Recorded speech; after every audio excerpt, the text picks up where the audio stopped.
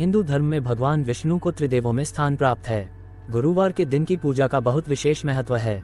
ऐसा कहते हैं कि जो भक्त सच्चे हृदय से भगवान विष्णु जी की पूजा करता है तो उसके सभी कष्ट दूर होते हैं और पापों का नाश होता है। विवाह ना होना, आर्थिक समस्या का होना और मानसिक शांति जैसी समस्याएं हैं, तो ऐसे में गुरुवार के दिन कुछ आसान से उपाय करें, इससे आपकी मनोकामना पूर्ण जरूर होगी। हिंदू धार्मिक ग्रंथों की मान्यताओं के अनुसार धरती पर बढ़ते पापों को खत्म करने के लिए भगवान खुद संसार में अवतार के रूप में प्रकट होते हैं। पर बहुत से लोग नहीं जानते हैं कि भगवान विष्णु की उत्पत्ति कैसे हुई। कोई कथा कहती है कि प्रभु का ना तो कोई आदि है और ना ही अंत। वह समय के पहले से उपस्थित थे और समय के बाद उपस्थित रहेंगे। पर कई पुराने और कथाओं में प्रभु के जन्म और उत्पत्ति को लेकर कई कथाएं पढ़ने को मिलती हैं। और आज इस वीडियो में हम भगवान विष्णु के जन्म से जुड़ी कुछ कथाओं के बारे में बताते हैं। परंतु आगे बढ़ने से पहले यदि आप चैनल पर नए हैं तो इसको सब्सक्राइब कर लें और बेल आइकन को भी प्रेस कर लें और हमारे साथ बोलें नारायण नारायण। आज हमारा त्योहार है। हम कथा को प्रारंभ करते हैं। शिव पुराण के अनुसार भगवान विष्णु का जन्म की कथा।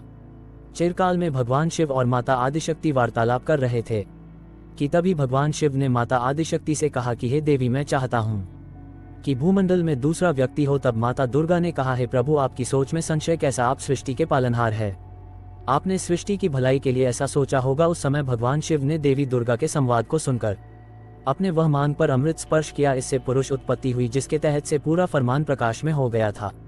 शक्ति के प्रताप से विष्णु जी का आविर्भाव हुआ। वे अद्वितीय थे, कमल जैसे नयन, चतुर्भुजी और कौस्तुभ मणि से सुशोभित, सर्वत्र व्यापक होने के कारण उनका नाम विष्णु पुराण। कथा के अनुसार भगवान शंकर ने कहा कि लोगों को सुख देने के लिए ही मैंने तुमको उत्पन्न किया है, कार्य साधना के लिए तुम तप करो। परंतु शंख आपके दर्शन नहीं हुए। फिर उन्होंने तप किया, उनके शरीर से तमाम जल की धारा बह निकली, हर तरफ पानी ही पानी हो गया और तब उनका नाम नारायण था। और उन्हीं से सब तत्वों की उत्पत्ति हुई। कथा अनुसार सबसे पहले प्रकृति की उत्पत्ति हुई, फिर पिन कोड ले जो कि है सत, रज और तम। उसके बाद शब्द, स्पर्श, रूप, रस और गंध की उत्पत्ति हुई और फिर पंचभूत की उत्पत्ति हुई। अब बात करते हैं कि विष्णु पुराण के अनुसार भगवान विष्णु निराकार परब्रह्म मान्य माना गया है, जिसके कारण भगवान विष्णु का महत्वपूर्ण अन्य देशों की तुलना में अधिक हो जाता है। गीता अध्याय 11 में विश्व स्वरूप विराट स्वरूप के अध्यक्ष चतुर्भुज स्वरूप के दर्शन देना ये सिद्ध करता है।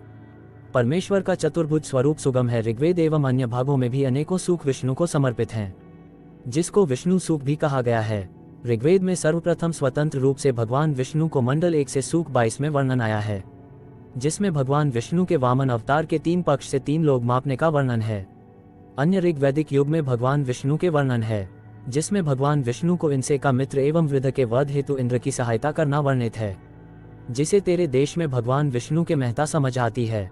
हिंदू धर्म के आधारभूत ग्रंथों में बहुमान्य पुराण अनुसार विष्णु परमेश्वर के 3 मुख्य रूपों में से एक रूप है। पुराणों में त्रिमूर्ति विष्णु को विश्व या फिर जगत का पालनहार कहा गया है। त्रिमूर्ति का नियमित रूप माँ और शिव को माना जाता है। ब्रह्मा जी को जहाँ विश्व का सृजन करने वाला माना जाता है, वह महादेव को संहारक माना गया है। मुनक्का से विष्णु और शिव तथा धर्म भी एक ही है।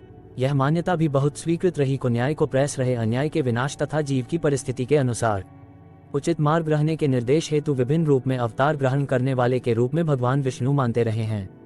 ऋग्वेद तथा ब्राह्मणों में उपलब्ध संकेतों को पुराणों में प्रयाग परिवर्तन हुआ, कथात्मक भी विवरणात्मक भी और व्याख्यात्मक क्षीण पुराणों में इस जगत के मूल में वर्तमान नित्य अजन्मा अक्षय अव्यय एक रख सकता है के अवशेष बल पर हमको ही वैष्णव की संज्ञा दी है। वह प्रकृति से भी श्रेष्ठ हैं। अंतरात्मा में अवस्थित परमात्मा परम श्रेष्ठ तथा रूप, वर्ण आदि निर्देशों तथा विशेषणों से रहित, विवेचन, वृद्धि, परिणाम, क्षय और नष्ट इन विकारों से रहित वे सर्वत्र व्याप्त हैं और समस्त विश्व का निवास है। इसलिए विद्वान उन्हें वासुदेव कहते हैं। जिस समय दिन रात, आकाश, पृथ्वी, अंधकार, प्रकाश तथा इनके अतिरिक्त कुछ भी नहीं था, उस समय एक मां शहरी प्रधान पुरुष परंपरा विद्यमान थे, जो किन इंद्रियों और बुद्धि के विषय नहीं है। सृष्टि के आरंभ में ब्रह्मा जी को विष्णु जी ने जो मूल ज्ञान स्वरूप चतुश्लोकी भागवत सुनाया था, उसमें भी यही भाव व्यक्त हुआ है। सृष्टि के पूर्व केवल इन्हीं में ही था, मेरे अतिरिक्त ना स्थल था और ना इस सोच में, ना दोनों का कारण अज्ञान। जहाँ ये ऋषि नहीं है, वह मैं ही मैं हूँ, और इस सृष्टि के रूप में जो प्रतीत हो रहा है वह भी मैं ही हूँ, और जो कुछ बचा रहेगा वह भी मैं ही हूँ। इन संघर्षों से भगवान विष्णु के सर्वोच्चता तथा सर्वनियंता होने की भावना स्पष्ट परिलक्षित होती है। भगवान विष्णु के सर्वश्रेष्ठ आपका ये तात्पर्य नहीं है कि शिव या फिर हम आदि उनसे न्यू है। ऊंच नीच का भाव ईश्वर के पास नहीं होता है, वह तो लीला में सृष्टि संचालन हेतु सघन होने के प्राथमिकता मात्र हैं। इसलिए वैष्णव हो या शराब, सभी पुराण, कथा, महाभारत जैसे श्रेष्ठ ग्रंथ एक स्वर में घोषित करते हैं, ईश्वर एक ही है। कहा गया है कि भगवान जनार्दन जगत की सृष्टि, स्थिति और संहार के लिए ब्रह्मा, विष्णु और शिव इन 3 संज्ञाओं को धारण करते हैं।